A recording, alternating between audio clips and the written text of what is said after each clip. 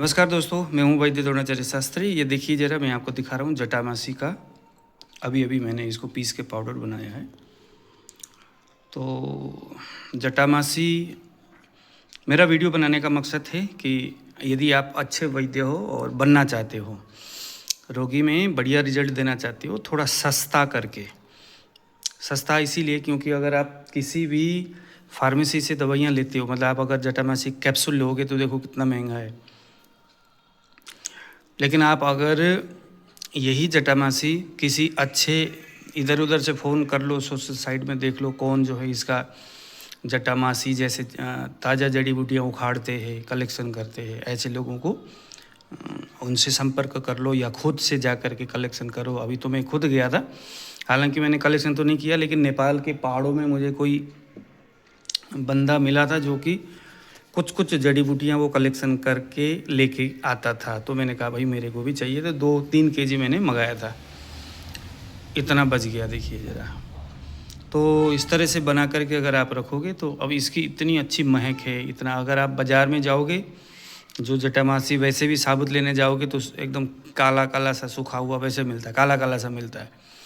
अब ये वाला जो जटामासी, इसमें ये है कि ये थोड़ा इसमें मिट्टी विट्टी लगी होती, तो पहले अच्छी तरह से इसको ब्रश से या चाकू से थोड़ा सा, या उसको तोड़ तोड़ करके मिट्टी को उंगलियों से झटकाते हुए उसको साफ़ करना है। बाद में थोड़ा पानी से धोना है, धूप में बढ़िया सुखाना है, फिर बाद में गर्मा गर्म इसको पीसना है, तो ऐसे पाउडर हो जाएगा। तो इसी तरह से कुछ जड़ी बूटियाँ आपको प्रयास करना चाहिए कि स्वयं कलेक्शन करें। जैसे अर्जुन का छाल हो गया, गिलोय हो गया, मकोय हो गया, दूधी घास हो गया, ये ऐसे कुछ शास्त्र ने बताया कि इसको ताज़ा ही बरतना चाहिए। ताज़ा भी नहीं उपलब्ध हो तो उसको उखाड़ के लाना है, सुखाना है, कम से कम 1 महीने के अंदर में उसका इस्तेमाल करना है। 1 महीने से ज़्यादा उसका इस्तेमाल नहीं करना है। अब आप गिलोय वगैरह अगर आप बाज़ार से ही लेके आओगे तो फिर तो बुरा ही हाल होना उसका। गिलोय सत्व आपने तब प्रयोग करना है जब आपके पास कोई चारा नहीं बचा, कोई जुगाड़ ही नहीं बचा है। मजबूरी में गिलोय सत्व का प्रयोग करना है। किसी भी जो प्राचीन, जो ये हमारे जो चरक आदि ग्रंथ है, वहाँ पर गिलोय सत्व के बारे में कोई जानकारी नहीं है। बाद में किसी वैद्य ने इसका कंसेप्ट निकाला, ताकि क्योंकि गिलोय को शास्त्र बोलता है कि ताज़ा ही प्रयोग करना है, और ताज़ा हमेशा तो मिलेगी नहीं, या जैसे बहुत शहरों में रहने वाले लोगों को गिलोय उपलब्ध नहीं है, तो उन्होंने एक बीच का रास्ता निकाला, गिलोय सत्व। लेकिन जो ताज़ा गिलोय में उसका रिजल्ट है, वो रिजल्ट तो आपको वैसे तो मिलेगा नहीं गिलोय सत्व से। तो मेरा वीडियो बनाने का एक ही मकसद है कि वैद्य हो तो हमें देखो, चरक है, सुश्रुत है, ये कहाँ एक जगह ठहरते थे, घूमते रहते थे, वो जड़ी बूटी कलेक्शन कर। चरक नाम ही उनका इसीलिए पड़ा क्योंकि चरई वेती, वो विचरण करते रहते थे, इसी आधार पर उनका नाम ही चरक पड़ा है।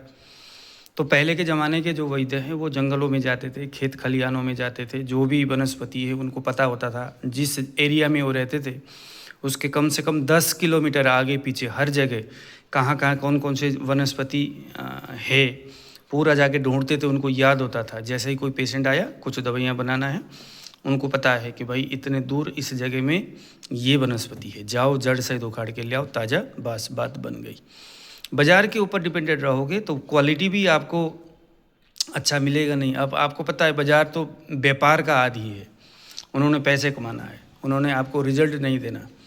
अब ये जटामासी की मैं बात करता हूँ, अब ये इसकी जो खुशबू है और इसका जो प्रभाव है, आप बाज़ार के किसी भी जटामासी, चाहे आप कैप्सूल फॉर्म में लो, किसी भी अच्छे से अच्छे, बड़े से बड़े फार्मेसी के ले लो, इतना अच्छा क्वालिटी का आपको मिलेगा ही नहीं। क्योंकि फार्मेसी, देखो मैं आपको बताता हूँ, पहले तो उन्होंने तेल निकालना है, फिर उसके बाद पता नहीं कुछ और निकालना है, फिर तीसरे नंबर में जो सब कुछ निचोड़ नाचोड़ करके जो कबाड़ा बच जाता है, उसी को सुखा करके पाउडर बना करके जटामासी की पाउडर के रूप में कैप्सूल के अंदर वो भर देते। हम सब जानते बाज़ार में आजकल इन दिनों चल क्या रहा है, किसी भी प्रकार के भस्म के बारे में, उसमें तो इतना बुरा हाल है कि पूछो मत। इसीलिए आप वैद्य हो, सुरक्षित अपना काम करना चाहते हो, ताकि कोई किसी प्रकार का विवाद न रहे, बाद में कोई समस्या ना हो और रोगी भर के आपके पास आए, इसके लिए आपको खुद से ही इसमें प्रयास करना होगा। तो दीजिए विदा, नमस्कार।